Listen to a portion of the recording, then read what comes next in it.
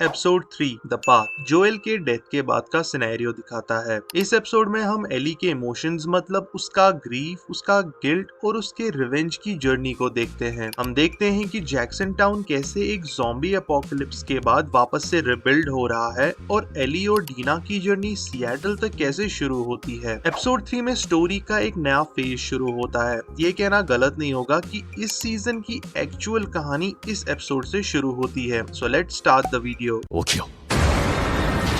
Episode 3 की शुरुआत होती है जैक्सन टाउन के फाइट के बाद के हालात से, जहां हम देखते हैं कि टाउन के बाहर का एरिया इन्फेक्टेड से भरा हुआ है और जोएल की मौत सबके लिए एक बहुत ही बड़ा झटका था। हम देखते हैं कि हॉस्पिटल में बहुत से लोग इंजर हैं और पूरा टाउन केओस से भरा पड़ा है। उसके बाद हम देखते हैं कि एली को पीटीएसडी हुआ है, मतलब वो डिप्रेशन में जा रही है। वो हॉस्पिटल में चिल्ला रही होती है, अपने दुख और ट्रॉमा से स्ट्रगल कर रही होती है। ये सीन दिखाता है कि जोएल की मौत का एली पर कितना गहरा असर हुआ है। फिर कहानी में 3 मंथ का टाइम गैप दिखाया गया है, जहां जैक्सन टाउन के लोग अपनी जिंदगी को वापस से नॉर्मल बनाने की कोशिश कर रहे हैं। हम देखते हैं कि सब लोग मिलकर टाउन को वापस से रिबिल्ड कर रहे हैं और अब टाउन वापस से सिक्योर्ड है। In the mean time Joel की मौत के बाद से एली अभी भी हॉस्पिटल में है और गेल उसका मेंटल हेल्थ चेक कर रही होती है। एली अब थोड़ी बेटर लगती है, लेकिन फिर भी उसके चेहरे पर गुस्सा और दुख दिखता है। वो गेल से कहती है।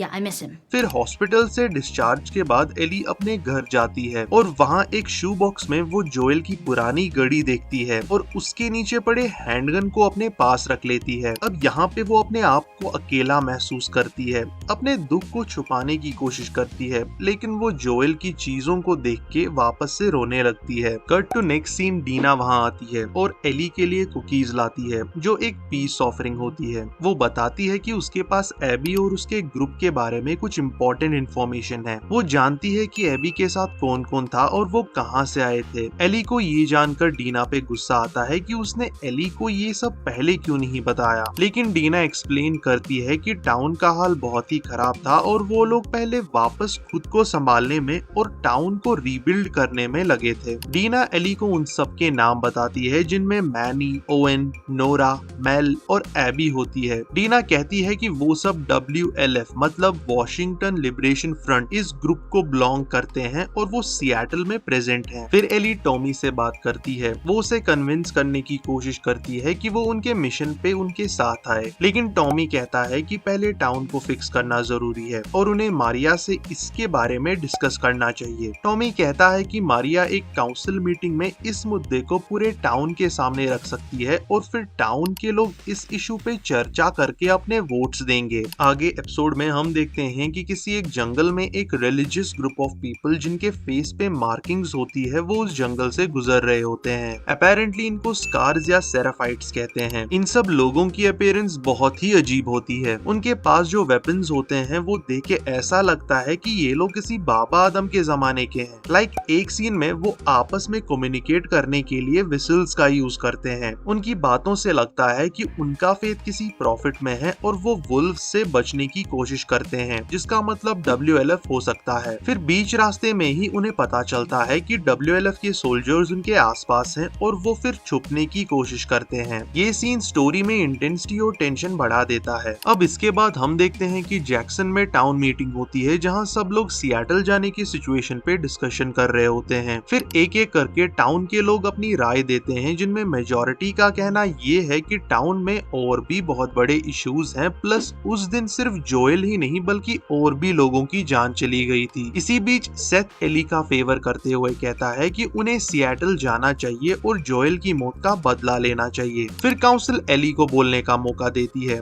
एली झूठ बोलती है कि ये सब रिवेंज नहीं है बल्कि जस्टिस के लिए है। आखिर में लोगों के वोट्स पे काउंसिल इस प्रपोजल को रिजेक्ट कर देता है और एली ये देखकर बहुत सैड और होपलेस फील करती है। उसके बाद टॉमी गेल से बात करता है और एली की मेंटल हेल्थ को लेकर उससे पूछता है। तभी गेल उसे कहती है कि एली अपने रियल मोटिव को छुपाने के लिए काउंसिल मीटिंग में झूठ बोल रही थी। टॉमी गेल से कहता है कि अगर एली इस डार्क पाथ मतलब उसका रिवेंज मिशन पे चली गई तो उसे बचाना मुश्किल होगा। बदले में गेल टॉमी से कहती है कि Some people just can't be saved. मतलब एली जिस रिवेंज मिशन पे है कोई उसे नहीं रोक सकता। अब एली अपने इक्विपमेंट को रेडी करती है, तभी डीना उसके साथ चलने का डिसीजन लेती है। डीना के पास सारी जरूरी चीजों की लिस्ट होती है और वो उससे कहती है कि वो एक आदमी को जानती है जो उनकी मदद कर सकता है। टर्न्स आउट वो कोई और नहीं बल्कि सेथ होता है। सेथ सारे जरूरत की चीजें लेकर आता है और एली उससे हाथ मिलाती है, जो एक तरह का म्यूचुअल रेस्पेक्ट दिखाता है। टाउन से निकलने के बाद एली जोएल की कब्र पर जाती है और वहाँ अपनी रिस्पेक्ट देती है और फिर एली और डीना अपनी जर्नी पर निकलते हैं। अगली सुबह वो दोनों सिएटल के रास्ते पर बढ़ते हैं और जंगल में उन्हें वही रिलीजियस लोगों की लाशें मिलती हैं जो मे बी WLF का काम हो सकता है। अब एली और डीना सिएटल से सिर्फ कुछ ही दूरी पर हैं। एक सीन में हम WLF की एक बड़ी आर्मी को पेट्रोल पे निकलता हुआ देखते हैं। मतलब एली और डीना एक बड़े खतरे में एंटर कर रहे हैं और एली का मिशन अब सिर्फ रिवेंज नहीं बल्कि सर्वाइवल भी है। तो मेरे ओपिनियन में ये एपिसोड इस सीजन की स्टोरी का असली स्टार्ट है।